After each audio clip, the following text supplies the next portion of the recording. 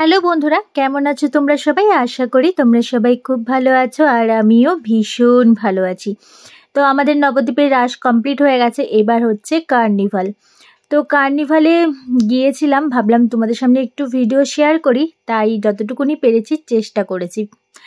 তো জানো তো, আমি কিন্তু এখানে কোনো রকম মিউজিক অ্যাড করিনি, মানে এখানে অনেক রকম ডিজে বাজনা মিউজিক অনেক কিছু হচ্ছিল, আমি সবগুলোকে মিউট করে দিয়েছি। আমি জানি আমি এত কষ্ট করে এডিট করে ভিডিও তুলে যদি ওই মিউজিকগুলো দিতাম না, আমার কপিরাইট চলে আসতো। তাই ভাবলাম না, আমি নিজের ভয়েসেই বলবো পুরোটা, আর সব কিছু মিউজিক মিউট করে দেবো।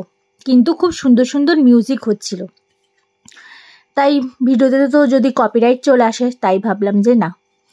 তো ভাবছিলাম যে না, কার্নিভালে যাব না। জানো তো, আমি রেডি হইনি, আমি আমার ছেলে মেয়েকে রেডি করেছি, আর ওদের পাপার দোকানে ছিল। তো ফোন করেছিলাম, যে বললাম যে এসো, তো ও এসে ছেলে মেয়েকে নিয়ে গেছিলো।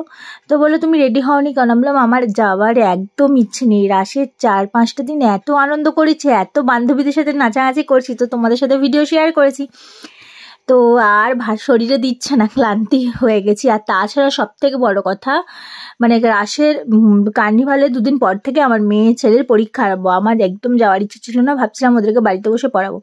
তো বললো, ওর পাপা বললো যে এবার প্রত্যেক দিন পড়াবা, সারা বছরই পড়াবা, কার্নিভাল তো সারা বছর হবে না, সবাই বেরিয়েছে, তুমি কেন বেরোবে না? তুমি রেডি হও, আমরা গিয়ে দাঁড়াচ্ছি আধা বাজারে, তুমি এসো। আর এদিকে মা গেছিলো আশ্রমে ঠাকুর বাড়িতে, তো আমি তাহলে মা আসুক একসঙ্গে যাবো। মা বললো না না রেডি হও, মাও চলে এসেছিলো, রেডি হও একসঙ্গে বেরোবো। তো 10 মিনিটের মধ্যে রেডি হয়ে বেরিয়েছি, কিন্তু কোনো মেকআপ করিনি, শুধু কাজল আইলাইনার লিপস্টিক পরেছিলাম, ব্যাস। আর কিছুই মেকআপ করিনি। তো মেকআপ ছাড়াই এতদিনে এত মেকআপ করেছিলাম, আজকে ভাবলাম যে না, মেকআপ করতে আর ভালো লাগছে না, তাই মেকআপ ছাড়াই গেছি।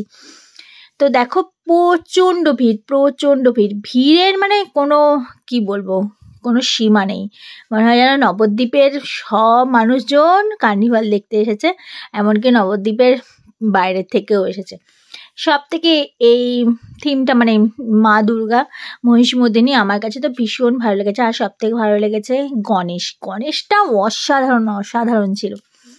তো এনাদের হচ্ছে অনেক রকমের এনারা করেছিল অ্যাক্টিং, গলায় সাপ টাপ নিয়ে। তো আমরা তো দাঁড়াবার জায়গা পাইনি, ঘুরে ঘুরে দেখেছিলাম, বুঝলে তো।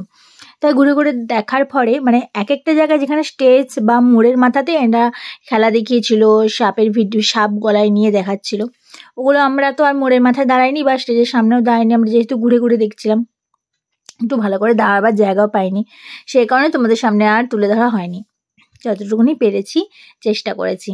তো এই দেখো, প্রত্যেকটা ঠাকুর আসছে, মোট 18টা ঠাকুর হয়েছিল কার্নিভালে, তার মধ্যে আমি বেশি দেখতে পারিনি। আর এই কটা দেখতে দেখতে ঘুরে ঘুরে দেখতে দেখতে রাত্রে 11টা বাড়ি এসেছি। তো আর কত ধৈর্য থাকে না, সব ঠাকুর তো কমপ্লিট করতে করতে তো সারা রাত কাভার হয়ে যাবে। তো 11টার সময় বাড়ি চলে এসেছি।